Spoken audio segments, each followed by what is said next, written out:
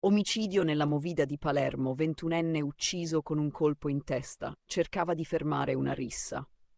La notte del 12 ottobre 2025, nel quartiere dell'Olivella, a pochi passi dal Teatro Massimo, nel cuore della Palermo notturna, si consuma un atto di violenza che scuote la città. Sono poco dopo le 3 quando scoppia una lite fra giovani. Uno di loro è già a terra, preso di mira da un gruppo che lo sta picchiando. In quel momento Paolo Taormina, 21 anni, figlio dei titolari del locale Oscruscio, si avvicina con l'intento di intervenire.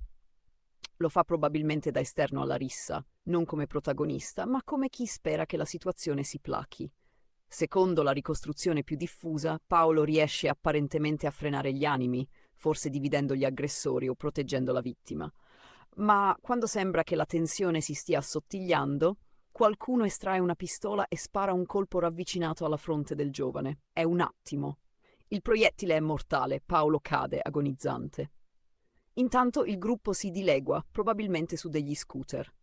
Intervengono i carabinieri, 3 ambulanze e la scientifica. L'area intorno al locale viene transennata. Gli investigatori mettono in campo gli accertamenti sui bossoli, le tracce e le immagini delle telecamere vicine.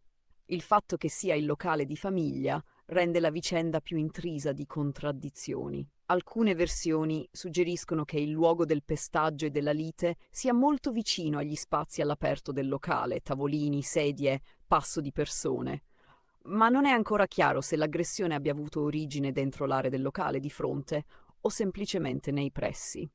L'identità della vittima è ormai accertata come Paolo Taormina, ma nelle prime fasi circolò anche il nome Trapani, probabilmente a causa di echi confusi.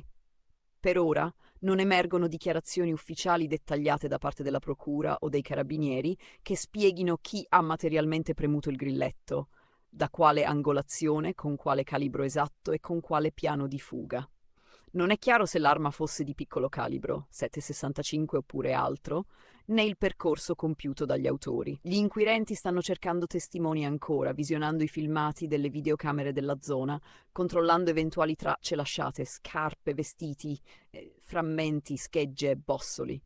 Ci sono zone d'ombra, quanto ha incrociato Paolo la rissa per semplice impulso umano e quanto invece la sua presenza fosse già prevista. Chi era il vero obiettivo, lui o il ragazzo che veniva picchiato? È possibile che l'atto fosse di ritorsione o deliberato, non frutto di casualità. Anche la fuga è poco definita, i resoconti parlano di scooter, ma non ci sono conferme certe sul numero dei mezzi, la direzione o le identità dei fuggitivi. A destabilizzare ulteriormente la vicenda simbolica che porta con sé. Un giovane che tenta di salvare un altro finisce vittima della stessa violenza.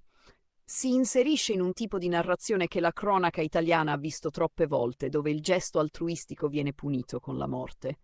Palermitani, cittadini, giovani frequentatori della Movida guardano con sgomento. Non è solo un fatto, è una testimonianza che qualcosa nella città, nel contesto sociale, continua a spingere verso l'escalation.